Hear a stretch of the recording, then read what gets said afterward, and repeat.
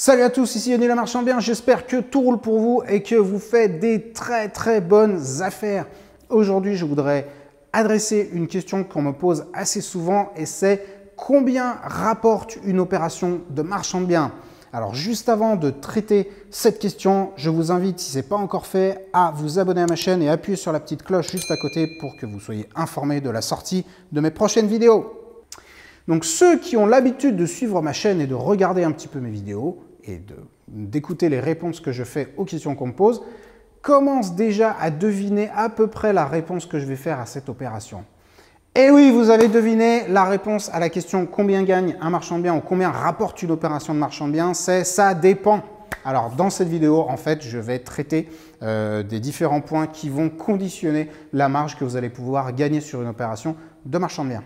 Premièrement, le premier critère, c'est la complexité de l'opération.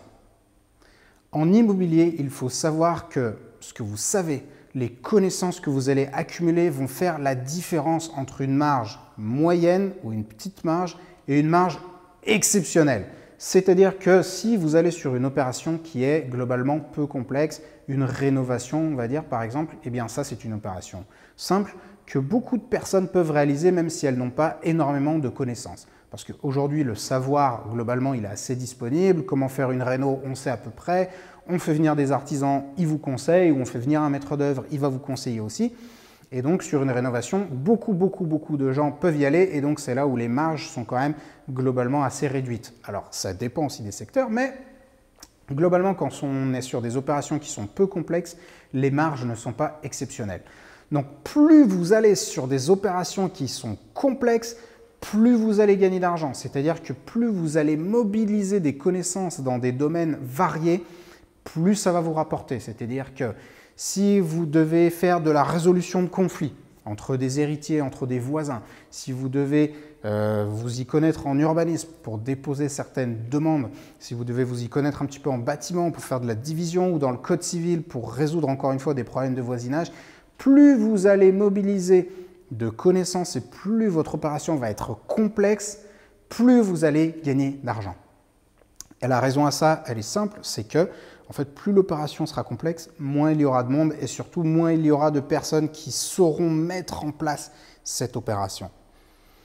Une des spécificités du métier de marchand de biens, c'est cette nécessité de rassembler énormément de connaissances et plus vous rassemblerez de connaissances, plus vous serez bon, plus vous gagnerez d'argent.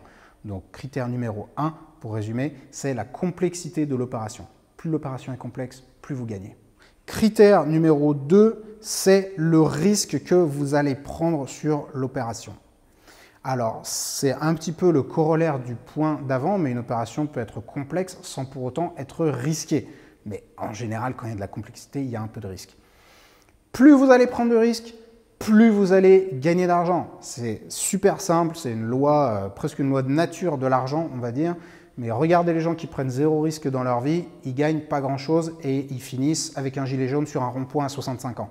Donc si vous regardez ces vidéos, j'imagine que c'est parce que vous n'avez pas envie de terminer justement dans cette situation. Donc si vous voulez arriver à quelque chose dans la vie, il n'y a rien à faire, il va falloir prendre des risques. Alors ceci dit, je vous conseille pas de vous lancer comme des barjots dans des opérations super risquées, mais il faut prendre des risques qui sont mesurés et contrôlés. Et plus vous allez apprendre de choses, vous allez vous former sur l'urbanisme, le droit immobilier, les moyens que vous avez de vous protéger en tant que marchand de biens, plus les risques que vous allez prendre vont être quand même assez maîtrisés. Mais quand même, il faut prendre un risque. Si la première fois que vous allez demander un financement, on vous demande d'être caution perso, ben ouais, c'est un risque que vous allez encourir. Mais je vous le dis, on l'a tous fait la première fois, donc il ne faut pas avoir peur. C'est comme ça qu'on gagne de l'argent. Donc le deuxième critère, de quoi dépendent les sommes que vous allez gagner, eh bien, ça dépend du risque que vous allez prendre. Troisième critère, cela va dépendre des montants que vous allez investir. J'en ai parlé dans d'autres vidéos, mais plus vous allez vous positionner sur des montants qui sont importants, plus vous allez vous débarrasser de la concurrence et plus vous allez vous retrouver sur des opérations qui sont rentables. Sur un appartement à 200 000 €, à peu près tout le monde peut se positionner. Par contre, sur une division d'immeubles à 800 000 ou à 1 million d'euros, là, il n'y a plus grand monde. Donc, plus vous allez investir sur des montants importants, plus vous allez vous débarrasser de la concurrence et plus les marges que vous allez pouvoir dégager vont être importantes. Et clairement, si une moyenne de marge de marchand de biens, c'est 15-20% sur des opérations qui sont plus chères, autour de 800 000, 1 million et au-delà, vous pouvez vous retrouver sur des 30, 35, 40% de rentabilité. Donc, les sommes que vous allez pouvoir gagner en tant que marchand de biens vont beaucoup dépendre aussi des montants que vous allez être en capacité d'investir. Et si actuellement vous avez zéro ou pas grand-chose ou un tout petit capital, dites-vous que si vous faites les choses intelligemment, vous pouvez assez rapidement, en 2-3 ans, vous retrouver à la tête d'un capital important et donc vous positionner sur des opérations qui sont chères. J'en profite pour vous demander, avant de passer au point suivant, de payer votre like, là, juste en dessous de la vidéo, et de me laisser un petit commentaire si vous avez apprécié cette vidéo. Quatrième point, combien vous allez gagner, ça va aussi beaucoup dépendre de votre secteur. Alors clairement, si vous regardez cette vidéo et que vous habitez dans Paris et que vous voulez faire des opérations dans Paris, je vous le dis, combien vous allez gagner, c'est pas grand-chose. Si vous regardez cette vidéo et que vous êtes dans le centre de Lyon ou dans le centre de Bordeaux et que vous faites des opérations dans le centre de Bordeaux ou Lyon, vous n'allez pas gagner grand-chose non plus.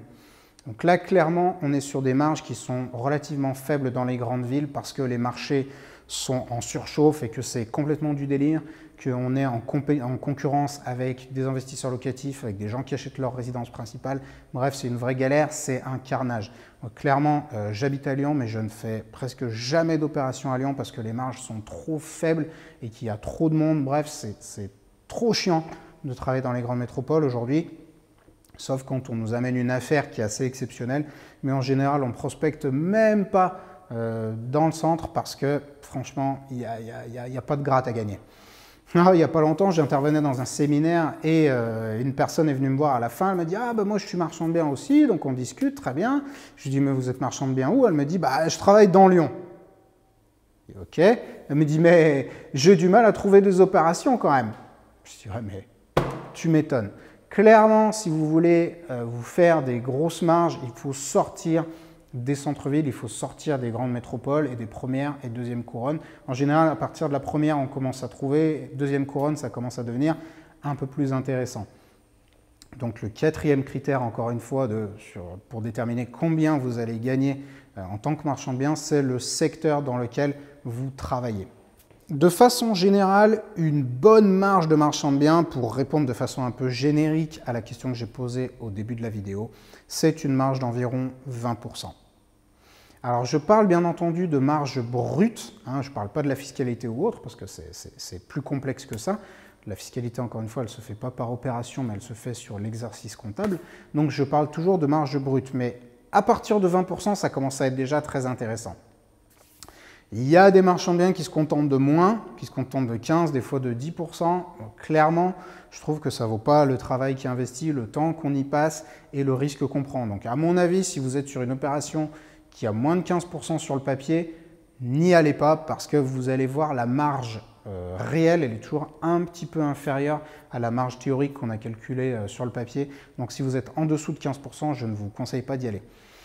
Donc, en gros, combien rapporte une opération de marchand de biens? C'est grosso modo entre 15 et 20% du montant investi. Donc, ça va vite sur des montants assez importants parce que si vous faites une opération, on va dire à 300 000 euros, eh bien, vous êtes entre 45 et 60 000 euros de marge. Et ça, c'est quelque chose que vous réalisez environ en 4-6 mois, selon encore une fois la complexité de l'opération.